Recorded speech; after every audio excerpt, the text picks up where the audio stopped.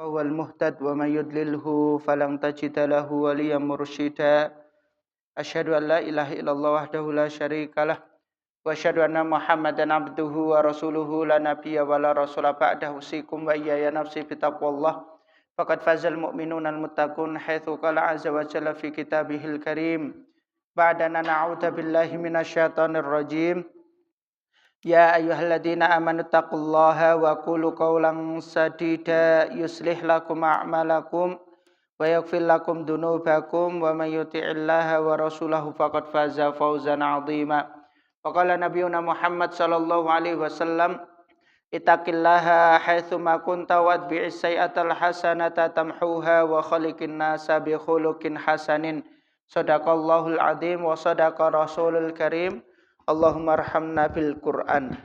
Bapak-bapak, ibu-ibu, jamaah salat maghrib lan kajian malam Jumat arsadani Allah wa iyyakum. Niki kula ngapunten nggih kalih Pak Yai nggih boten saged dihubungi. Niki HP-ne nembe manja niki masyaallah. Alhamdulillah sonten menika kula lan pansami tasih saged rawuh guna melaksanakan satunggal perintah Allah Subhanahu wa taala agar tumbuh wonten manah kula lan pansami rasa khauf ataupun lebih mendalam khasyah, rasa takut kita kepada Allah Subhanahu wa taala. Salah setunggal caranipun nggih thalabul ilmi ngaten niku. Kajaba bibar taklim mengke nggih blabas ilmune ya lali, tapi Allah akan memberikan satu sifat rasa yang akan menjadi karakter kangge kula lan pansami, yaitu sifat al-khauf, takut kepada Allah Subhanahu wa taala. Karena enten setunggal ulama niku mengatakan man khafa syai'an haraba minhu. Sinten mawon sek wedi kalih sesuatu, kalih satunggal makhluk, kalih sinten mawon pasti melayu, kabur saking sik diwedeni niku. Nek panjenengan ndelalahi jam 12 wedhuse mbek-mbek ngarit teko ngalas. Ndelok putih-putih padahal ya gor kain tok misale. Panjenengan wedi nyedaki napa melayu. Nek wedi hakikat sifat wedi niku melayu napa nyedaki, Pak? Melayu. Ketika kita takut dengan makhluk pasti menghindari apa yang kita takutkan itu. Akan tetapi benten meleh. Ketika kita takut kepada Allah Subhanahu wa taala, man khafa Allah, sinten mawon sek wedi marang Allah Subhanahu wa taala, memiliki rasa takut kepada Allah Subhanahu wa taala, mboten kok melayu, pasti haraba ilai. Akan tetapi orang itu malah lebih dan sering mendekat kepada Allah Subhanahu wa taala. Nek tiyang niku wedi kali neraka, wedi kali dosa, wedi kali adabe Allah Subhanahu wa taala, wedi kalih murkane Allah Subhanahu wa taala, salate tambah rajin. Teng masjid ora ditinggalke ngoten niku. Mboten kok melayu tapi nyedaki. Inilah salah satu sifat rasa ketakutan kita kepada makhluk, benten kalih rasa ketakutan kita kepada Allah Subhanahu wa taala. Maka satunggal caranipun agar kula lan pasami nggadahi sifat khauf niki, sifat takut niki, ngatah-ngatahi lan serak-serak rajin teng majelis ilmu. Karena dengan mempunyai ilmu kita akan bisa berpikir jernih, berpikir sebelum bertindak. Ngoten niku. Maka niki nikmat saking Allah Subhanahu wa taala, nikmat sik diremeni, maka kata Rasulullah sallallahu alaihi wasallam donganipun alhamdulillahilladzi bi ni'matihi tatimmus sholihat. Salawat beriring salam kita haturkan kepada Nabi Muhammad sallallahu alaihi wasallam. Mugi-mugi salawat niku saged menyelamatkan kula lan pansami lan saged mengke Rasulullah sallallahu alaihi wasallam ngenali kula lan pansami baik min athari sujud, baik min atharil wudu, sehingga kita mendapatkan syafaatul udma wonten dinten yaumul kiamah samangke. Amin amin ya rabbal alamin. Bapak-bapak, ibu-ibu arsadani Allah wa iyyakum, ngapunten dek wau kula masbuk nggih, karena kula keng nginggil niku nggih pun adzan, kula dikabari kalih istri nggih keng diminta kajian enten mriki, mugi-mugi mboten mengurangi rasa kekhusyuan kita dalam thalabul ilmi. Bismillahirrahmanirrahim. Kula lan pansami lajengaken materi 2 minggu napa 3 minggu yang lalu pertama kali bar prei nggih. Taklim enten preine niku. Kemudian nembe tiang pinten ngoten sik mlebet, masyaallah. Kula membahas berkaitan tentang Idul Kurban.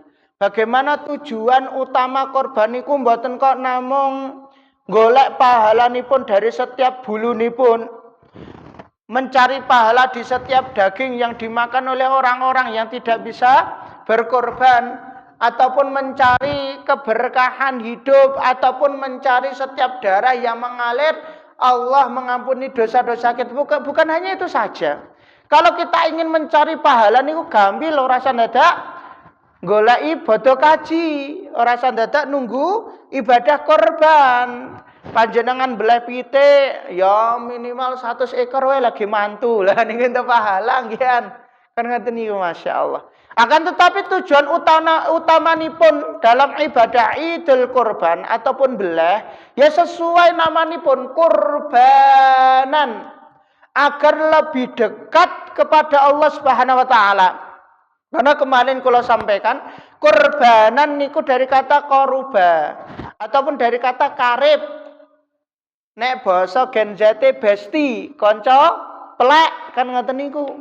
Maka kurbanan ketika bak huruf terakhir ditambahi alif sehingga manjang ditutup dengan nun, itu kalau bahasa Arabnya adalah faedahipun menjadi kalimat superlatif. Ataupun contoh yang lain dari kata rohima. Rohima niku menyayangi. Sebagaimana rahmanun, rahima menyayangi, rahmanun yang maha penyayang. Akan tetapi kalau kita artikan secara siyaqul lugha, ar-rahman karena menggunakan wazan fa'lan ataupun wazan fu'lan seperti kurbanan, maka diartikan ditambah lebih ataupun sangat. Maka Allah yang maha dan mempunyai rasa sayang lebih, ataupun Allah yang sangat menyayangi makhluknya, ditambahi lebih ataupun sangat. Maka korbanan dari kata koribun ataupun koruba, dekat, cedak, plek, konco karib niku, ketika dijadikan wazan fu'lanan seperti kurbanan, maka diartikan proses cara seorang hamba, ibadah seorang hamba agar sangat dan lebih dekat kepada Allah Subhanahu wa taala. Niku tujuan utamanipun kurban. Dan boten hanya niku saja. Tujuan utama korban belah niku karena ini sudah masuk waktu Dzulhijjah nggih.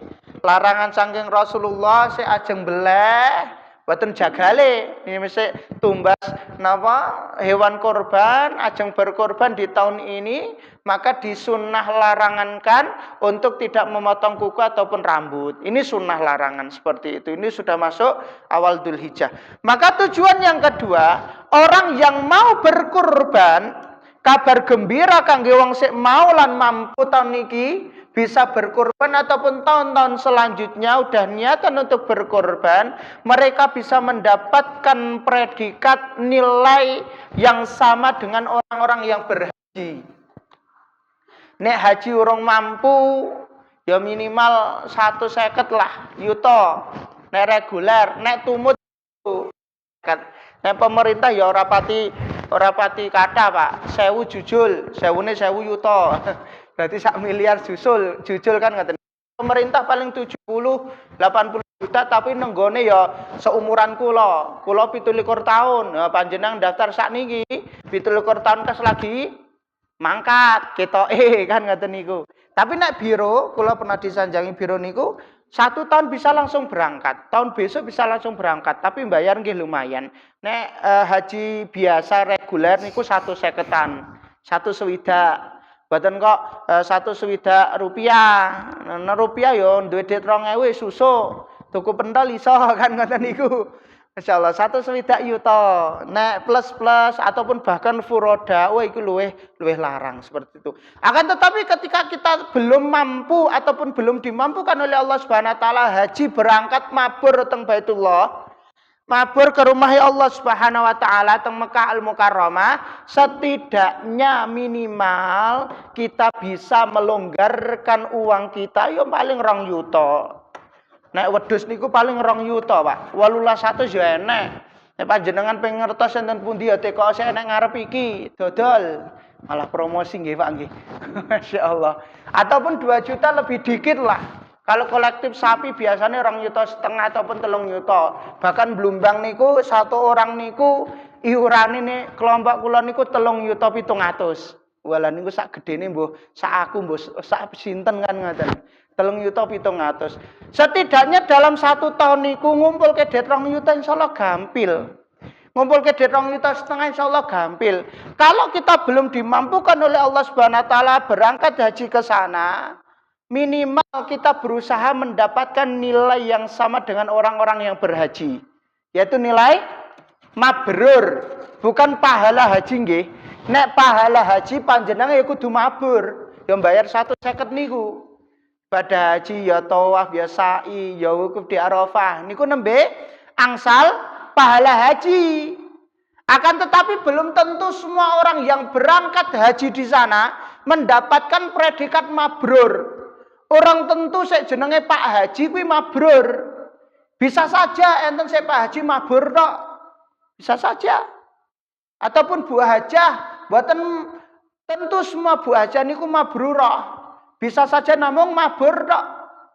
Kenapa? Karena dikatakan haji mabrur ketika mereka setelah melakukan rangkaian ibadah haji sampai puncak haji wukuf di Arafah, mabit di Mina dan lain sebagainya, mulai teng Indonesia, karakter mereka semakin baik, tutur kata mereka semakin dijaga, akhlaknya menggambarkan sesuai dengan hajinya itu. Maka makna mabrur niku diambil dari kata birrun. Birrun niku kula ulangi, niki nembe kula ulangi pembahasan kemarin nggih. Sedikit kula ringkaskan soalnya dek wingi dereng di video masyaallah. Kan ngaten niku birrun.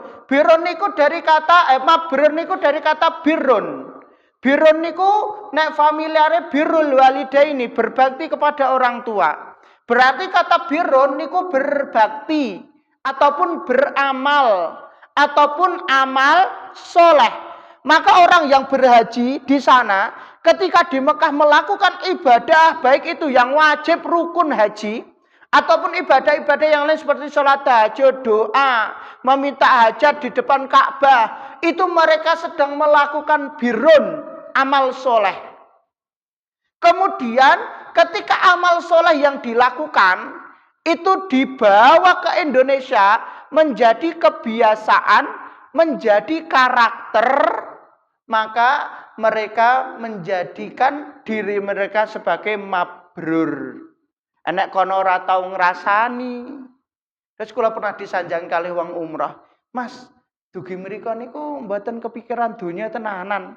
Utang we aku lali, ya ora duwe utang lho, kan ngoten niku. Jenengan mbayar 23 juta apa duwe utang? Ya duwe to, Mas. Utang apa? Utang poso, padha mawon kan ngoten niku. Dugi mriko tenanan khusyuk ibadah. Tidak memikirkan dunia. Nggih salat tahajud biasanya aku iso angel tenan, Mas. Ya tangi paling ya komat. Teko kono jam 2 kudu tangi. Gene entuk saf pertama. Ngoten niku. Maka ketika amalan-amalan di Mekah, ketika mereka umrah ataupun haji, kemudian dibetot teng Indonesia, amalan yang baik menjaga lisan, menjaga pandangan, menjaga telinga, menjadikan seluruh anggota badan mempunyai akhlakul karimah. Salate ora ditinggal, sedekah lancar. Tilawatul Quran ya ora lali pendak dinten dan lain sebagainya. Zikir terus setiap waktu longgar diucapkan lisannya dengan zikir astagfirullah subhanallah. Muhasabah diri. Maka ketika mereka setelah berhaji semakin baik perilakunya sampai meninggal, maka mereka mendapatkan predikat mabrur karena kebaikannya melekat di dalam diri mereka. Dan mulai mereka mangkat teng Mekah, gor selfie, update status, nembe ilur. Ku nembe enten blonjoan, nembe tawaf lho, tawaf enak toko, enak Ka'bah misale. Gor status tok til. Donga ya kala-kala garobana atina fidunya. Atau dalam enten video niku ndongane ya fulus. Langsung dikai kalih tiang luar Indonesia ataupun luar negeri mriko, Masya Allah. Yang dipikirkan hanya dunia saja, pulang ke Indonesia, mereka tidak mendapatkan kebaikan dari hajinya, cuman hanya mendapatkan predikat Bu Hajah ataupun Pak Haji, maka mereka dipastikan yang tidak bisa menjaga lesannya ataupun amalan-amalannya hanya mendapat predikat haji toktil, tapi predikat yang lain cuman haji mabrur tok. Buatan haji mabrur. Karena kalimat mabrur itu bisa disematkan kepada seseorang ketika kebaikan yang dilakukan itu menjadi karakter, sifat aslinya ataupun sifat kebiasaannya. Ngoten niku. Begitupun orang yang korban di sini, Pak. Nek dereng mampu mangkat haji, maka orang yang di sini bisa mendapatkan predikat mabrur juga. Ketika rangkaian dalam proses menyambut Idul Adha ataupun Idul Korban niku bener dari tanggal 1 kemudian sampai tanggal 9 nanti ada puasa Arafah. Puasa Arafah digunakan benar-benar untuk istighfar, tilawatul Quran, ngata-ngata amal soleh. Rasulullah ngendika ma min ayyam fiha al-amal soleh ahabbu ilallah min hadil ayyam al-asar au kama qol. Boten enten dinten sik paling disenengi, diremeni oleh Allah Subhanahu wa taala kangge amal soleh kecuali dinten niku 10 dinten pertama wonten bulan Dzulhijjah. Maka di hari-hari ini memperbanyak puasa, memperbanyak sholat sunnah, tilawatul Quran, tambah banter, tambah gaske. Sehingga nanti ketika menemui tanggal 9 Dzulhijjah disunahkan untuk puasa Arafah 1 hari dan bonusnya dihapuskan dosanya 1 tahun yang lampau dan Allah akan menjaga diri kita dari dosa agar tidak berbuat dosa 1 tahun ke depannya agar mendapatkan bonus tersebut pas poso ini tenanan. Mboten kok turu tok ya aku poso Mas. Lemes besti kan ngoten niku.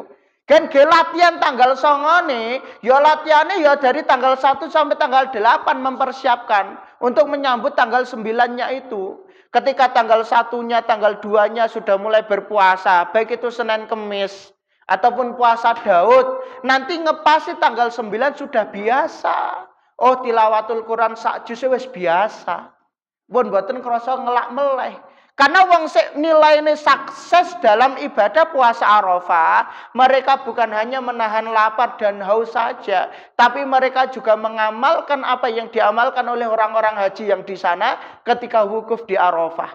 Ketika mereka berwukuf berlama-lama, kepanasan, pegel dan lain sebagainya, masih purun berdoa, masih purun memperbanyak amal soleh. Di sini juga kita merasa lapar, merasa haus, tapi dituntut untuk memperbanyak amal soleh juga. Maka nanti masuk di tanggal 10-nya di bagian daerah Musdalifah, tanggal 9 malam orang berhaji mereka bergerak teng Musdalifah, maka orang yang di sini ketika tanggal 10 fajarnya mereka melempar jumroh seakan-akan mereka melemparkan dosa yang ada di dalam tubuhnya, maka kita yang di sini disunahkan kalau bagi madhab Syafi'i dalam kitab Fathul Qorib.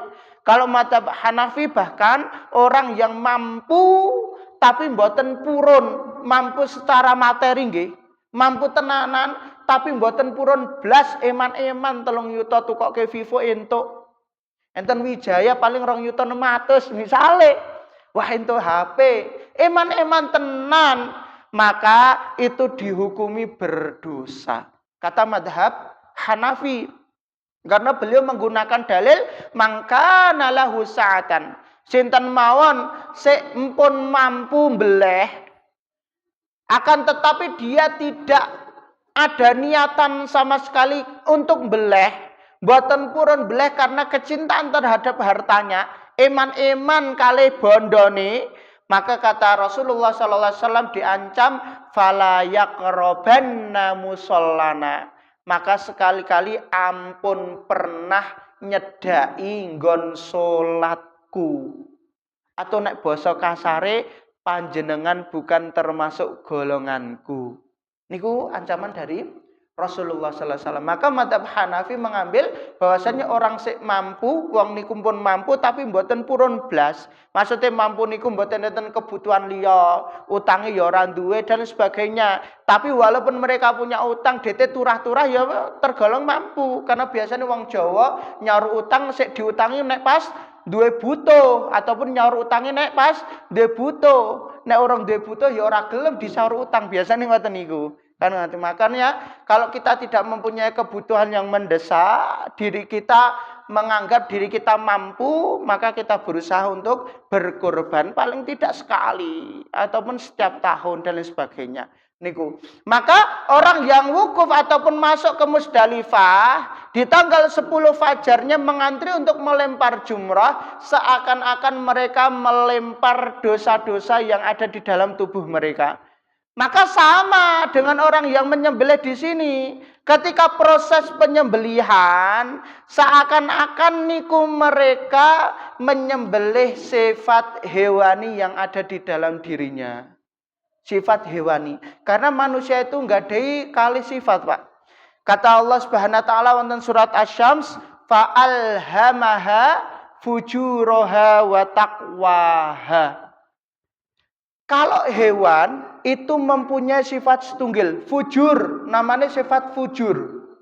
Fujur niku sifat kiri ataupun sifat nafsu ataupun sifat hewani.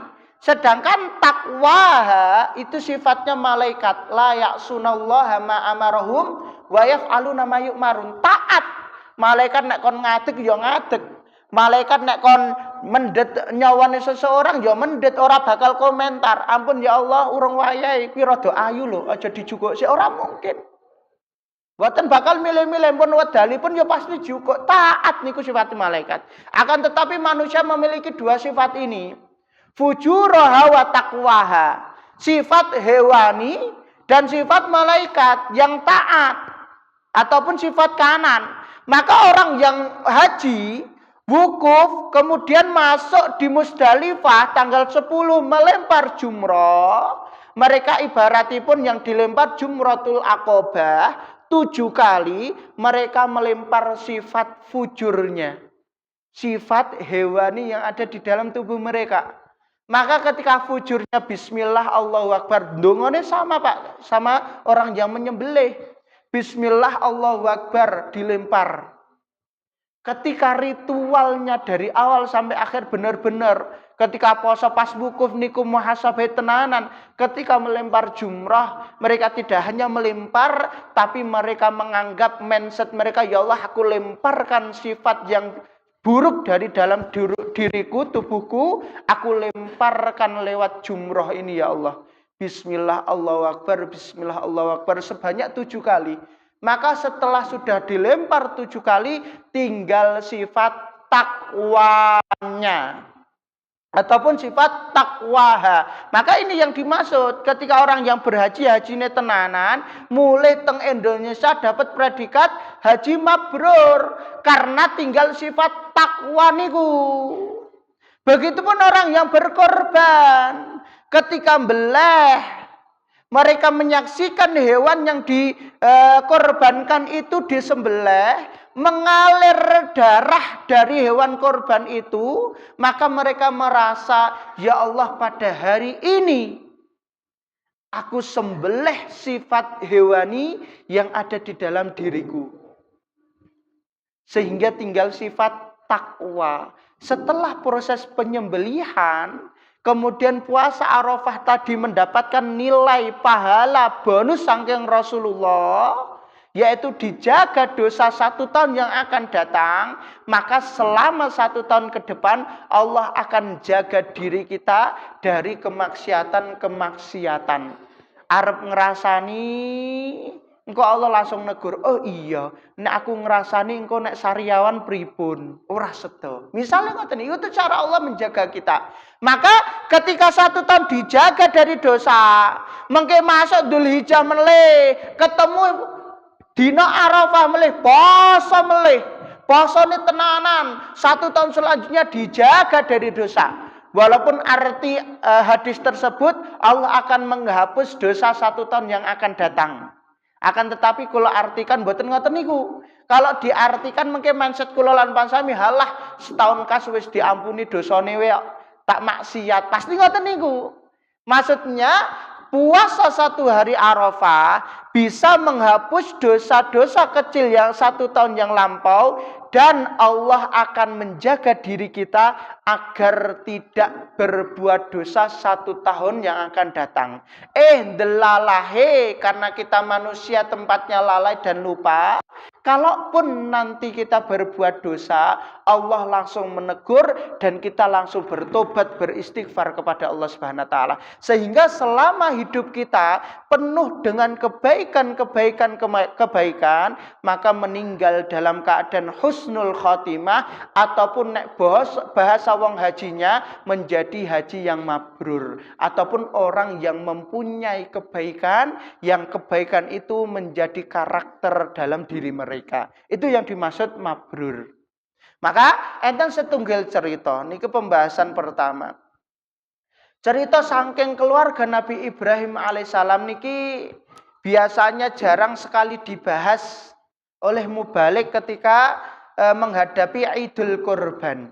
Karena biasanya kalau Idul Kurban niku nek mboten bahas fikih kurban, fikih udhiyah nggih, ataupun membahas persiapan rapat Idul Adha. Klosone engko pira? Engko lapangane nek endi? Lan sanesipun nek mboten ngoten nggih sibuk dengan mencari hewan kurbannya.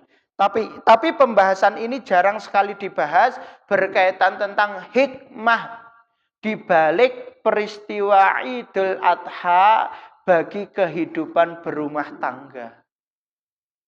Ternyata Idul Kurban itu nek tenanan jalanke, nek tenanan ikhlas mbayare niku bisa menjadikan keluarga kula lan pansami jadi lebih baik dan harmonis. Bahkan mengke Allah menjanjikan bagi orang-orang yang keluarga besarnya mengikuti keimanan bapaknya, mereka akan dibangunkan istana di surga nanti.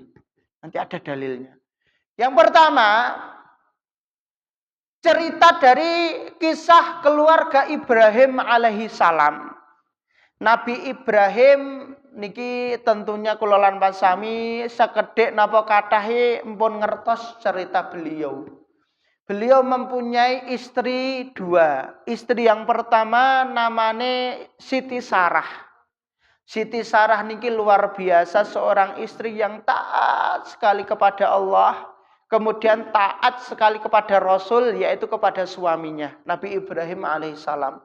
Setia ngancani Nabi Ibrahim dakwah, ya kaya bojoku niki, Pak. Masya Allah. Pas kemarin masa nifas niku, mboten kok pripun-pripun sik disanjangi nggih. Ngapunten nggih Mas, mboten saged tumut nembian. 1 bulan nggak ikut taklim. Begitu Siti Sarah teng Mesir ditumuti, kemudian ke Babilonia, kemudian diusir pindah teng Palestina. Niku diikuti setia menemani Nabi Ibrahim, sabar menemani Nabi Ibrahim alaihissalam. Akan tetapi beliau diuji dengan satu ujian. Selama berpuluh-puluh tahun beliau belum dikaruniai keturunan. Niki hikmah di peristiwa ini ada. Kemudian karena berpuluh-puluh tahun tidak dikarunia keturunan, mboten kok Nabi Ibrahim niku nuntut. Nek wong saiki halah Bu kowe ora duwe anak aku tak rabi meneh. Mboten. Paham, tafahum karena dengan perasaan istrinya tanpa meminta, malah Nabi Ibrahim niku diminta oleh Siti Sarah agar menikah lagi. Nek bahasa kula lan pansami ngeten, Pah ataupun yang panjenengan niku nabi. Panjenengan niku rasul. Nek mengke mboten diparingi keturunan, la estafet dakwah niku sinten sik lajengaken. Ngoten niku sanjange, Pak. Hikmah dari peristiwa itu bahwasannya pernikahan itu dibentuk atas aturan-aturan Allah Subhanahu wa taala. Bukan dibentuk karena ingin menyalurkan nafsu biologisnya saja. Kalau pernikahan dibentuk dengan nafsu, bisa saja Nabi Ibrahim ujug-ujug aku tak rabine weh. Kowe ora duwe anak piye to? Pasti ngoten niku. Bisa saja Siti Sarah ngomong, lho kowe ora mikir piye? Berpuluh-puluh tahun lho tak kancani nyandindi nganti diusir-usir kurang apa aku ki kan ngoten niku. Akan tetapi diatur di atas aturan Allah, Siti Sarah meminta Nabi Ibrahim untuk menikah lagi. Salah satu alasannya agar estafet dakwah agama Islam tetap terpelihara dan dilanjutkan.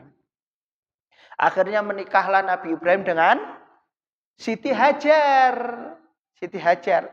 Maka tidak berlangsung lama Siti Hajar niku dikaruniai anak. Anaknya namine Ismail. Nah, setelah dikarunia anak, Allah Subhanahu wa taala memerintahkan Nabi Ibrahim kon mindahke Hajar kali Ismail dek wau. Karena niki enten hikmahe. Saapi-apike Siti Sarah kula tangleti ibu-ibu misale nggih Bu, misale bojone panjenengan duwe garwa kalih misale lho nggih niki. Niki kula mboten ngajarke garwane panjenengan kan rabi milih mboten, misale. Panjenengan istri pertama, mboten istri tua lah, istri pertama. Kemudian pun berpuluh-puluh tahun mboten gadahi keturunan. Delale rabi lagi sesasi, istri yang kedua meteng. Terus sangang sasi engkas nglahirke. Kira-kira bojone panjenengan pas berpuluh-puluh tahun ngenteni anak orang ento-ento ndelalahi pas niku ento. Sik paling disayang pundi, Bu? Halo? Kira-kira niki kira-kira mawon mboten sah dibayangke nek tenanan pripun mboten. Kira-kira sik paling disayang niku sinten? Yo anake niku. Lah ampun dienteni berpuluh-puluh tahun. Maka perpisahan Siti Hajar bukan dengan Nabi Ibrahim nggih intine. Aslinya dipisahkan dari Siti Sarah. Saape-ape Siti Sarah ngekon nikah bojone, nek bojo nomor loro entuk anak, Nabi Ibrahim seneng kali anake pasti ada rasa kecemburuan. Ditakutkan nanti muncul rasa cemburu dalam hati Siti Sarah ataupun rasa dengki, iri, dendam kepada Siti Hajar sehingga nanti rumah tangga menjadi rusak, maka Allah memerintahkan Nabi Ibrahim untuk menghijrahkan, memindahkan istrinya ke suatu tempat. Mungkin kalau kasih dalilnya tempatnya pundi.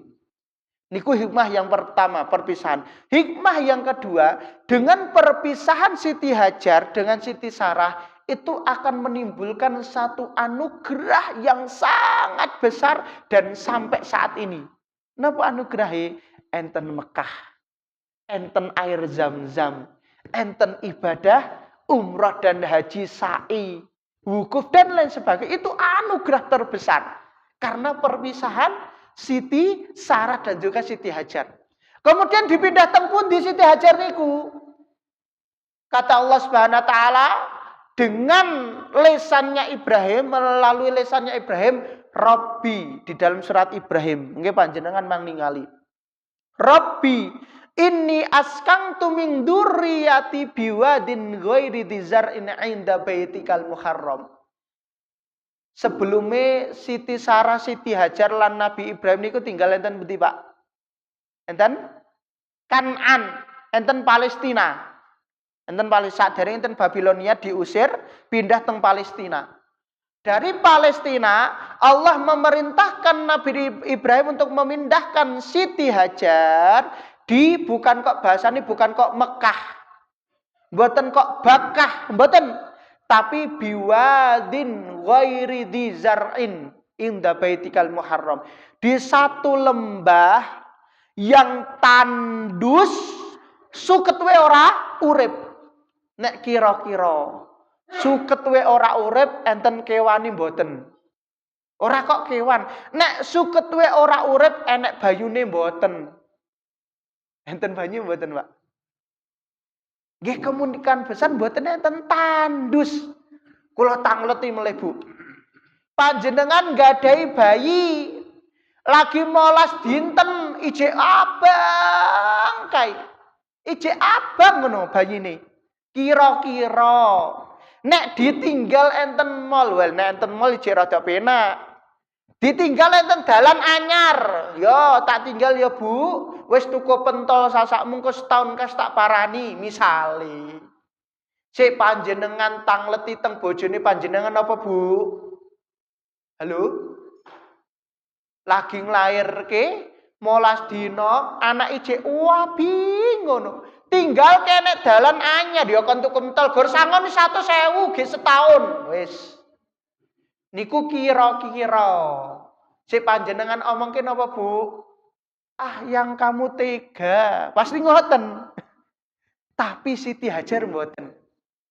Dipindahkan dari Palestina. Lho, Palestina dugi Mekah ataupun dugi lembah tandus yaitu Mekah niki. Ora gor mriki Blumbang lho. Waduh tebih. Ismail je abang-abange ditinggalke mboten kok enek dalan anyar enek pentol mboten. Di tanah lembah tandus ora nek suket ora nek banyu ora tinggali di 100.000 ora nek. Tapi yang diomongkan oleh Siti Hajar mboten kok kamu tega yang mboten. Tapi yang ditanyakan oleh Siti Hajar, wahai Ibrahim, ahada min amrillah, napa niki perintahi Allah? Ngoten niku. Nabi Ibrahim nyanguni gor nggih niki perintah Allah gor ngoten niku. Sangune gor ngoten niku tok. Kalaupun ini perintah Allah, Allah tidak akan menyia-nyiakanku dan Ismail. Loh, kata Siti Hajar niku. Maka ketika Siti Hajar sudah ditinggalkan di situ, Masya Allah. Niki cerita tentang air Zam-Zam tidak kula bahas nggih nanti takutnya tidak cukup waktunya. Baru ketika itu Ibrahim kembali ke Palestina. Terus kembali lagi ke Mekah tadi jenguk anaknya. Di tengah kesibukannya, Pak. Dakwah, jadi nabi, jadi rasul. Kok Palestina dugi? Mekah, Palestina, Mekah. Niku ora kok kate montor mabur, demben mboten enten. Bahkan montor maburan kok kertas yo ora enek orang kepikiran. Yo maksimal yo kejaran, napa onto lah. Kecepatan onto niku pinten to, Pak? Nek kecepatan onto niku mboten saged katik rumus fisika mboten saged. Kaya misale pit engko nek kecepatan 60 km teko Solo paling pirang jam mboten saged. Onto niku sak penake. Nek lagi pengen mlaku yo mlaku. Nek mandek iso 2 jam 3 jam mandek terus ngoten niku. Karena onta mempunyai punuk yang itu ada simpanan makanan sehingga berhari-hari berjalan pun nggak apa-apa. Bahkan 50 kilo iso ditempuh 2 dino. Bisa itu onta seperti itu. Tapi Nabi Ibrahim di tengah-tengah kesibukannya bolak-balik jenguk Ismail. Oh anakku ki wis disapih urung nek basa kula lan pasami. Ijek katik pempes mboten wis iso mbrangkang urung. Ngoten niku. Gur ndelok ngoten niku terus balik teng Palestina.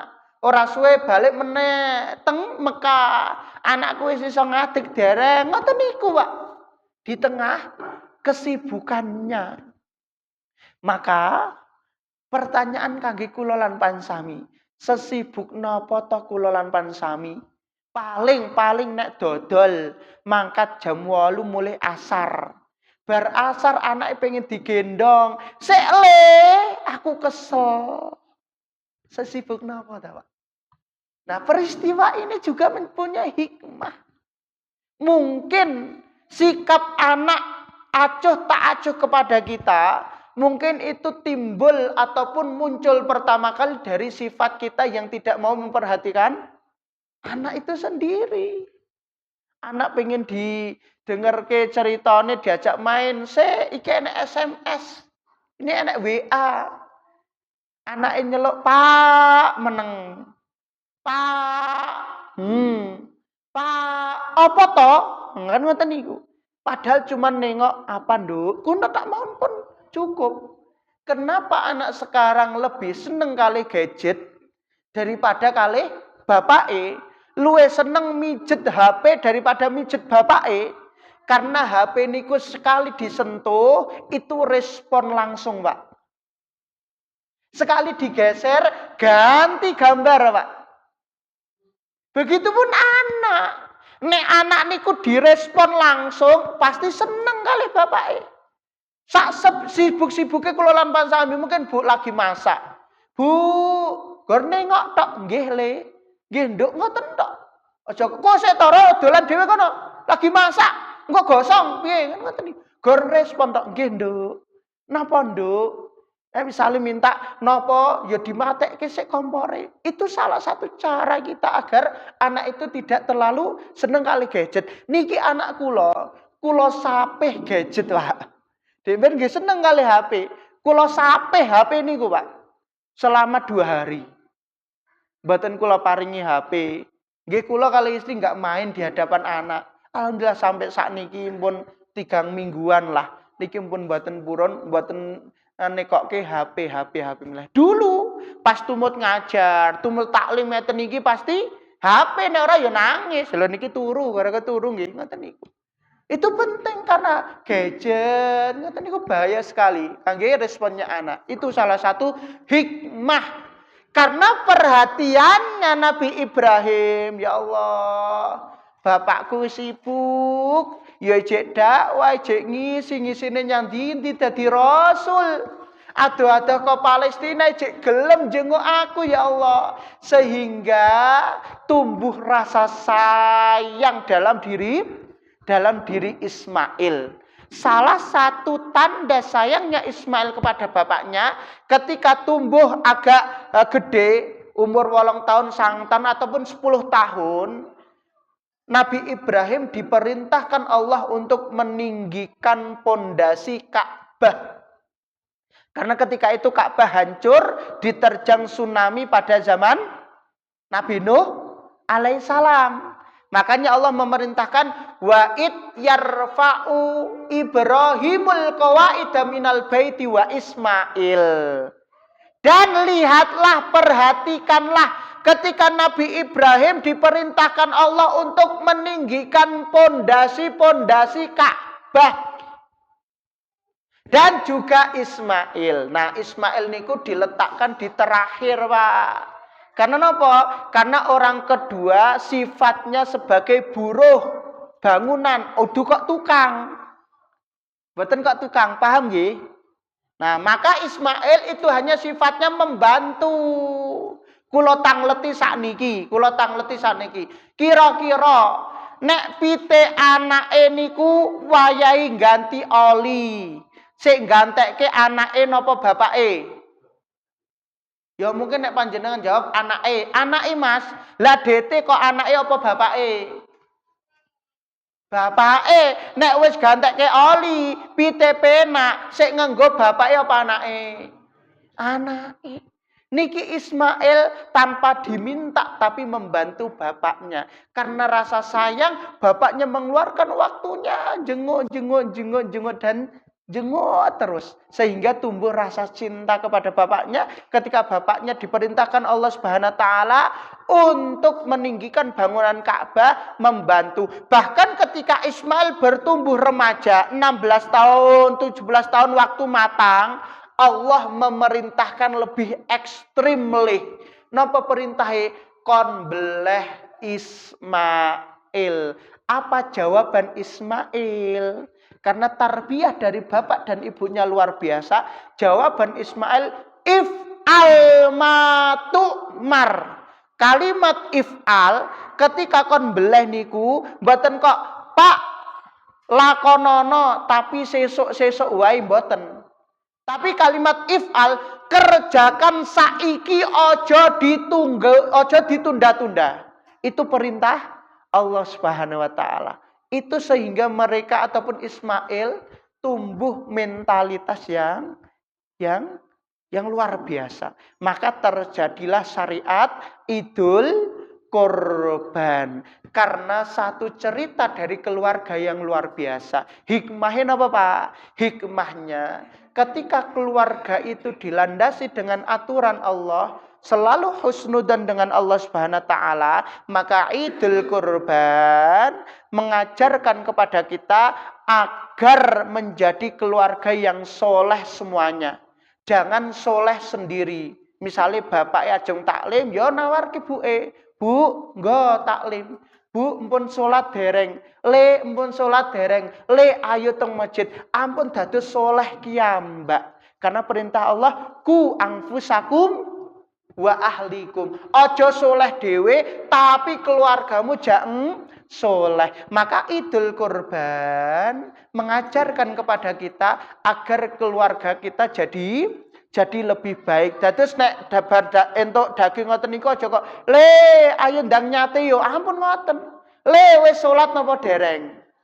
Nduk ate ora nggawa kerudung ngoten niku. Sehingga keluarga kita jauh lebih baik. Dan yang kedua, nanti ketika keluarga besar nanti menjadi keluarga yang beriman semua, kata Allah mungkin menyatat di dalam surat At-Tur juz 27 ayat 21 Allah Subhanahu wa taala berfirman, "Walladzina amanu."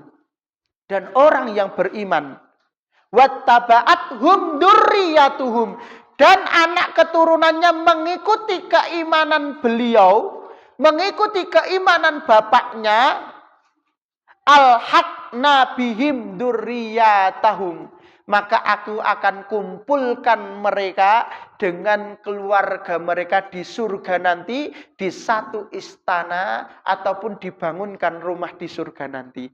Ketika bapaknya beriman diikuti dengan istri dan anaknya. Maka pesan dari Idul Adha menjadi keluarga, jangan soleh sendirian, tapi ajak keluarga nih panjenengan, tanggung jawab ke panjenengan untuk soleh bareng-bareng. Sehingga nanti kita tidak hanya menjadi keluarga di dunia, tapi insya Allah dibangunkan rumah untuk keluarga kita di surganya Allah Subhanahu wa taala. Amin amin ya rabbal alamin. Wallahu alam bisawab. Niki saged ingkang saged kula aturaken tesih enten wedal sekitar 8 dinten napa seminggunan kangge mikir-mikir taun niki kurban napa? Kurban wedhus napa kebu? Napa sapi, apa korban perasaan tok kan ngoten niku. Wallahu alam bisawab. Apabila wonten kelepatan dalam kula matur, mugi-mugi Allah paringi ampunan, dan apabila ada kebenaran itu milik Allah Subhanahu wa taala. Al-haqqu mir rabbik wa la takunanna minal mumtarin. Aqul qouli hadza wa astaghfirullah li wa lakum wa lisairil muslimina min kulli dambin. Wassalamualaikum warahmatullahi wabarakatuh.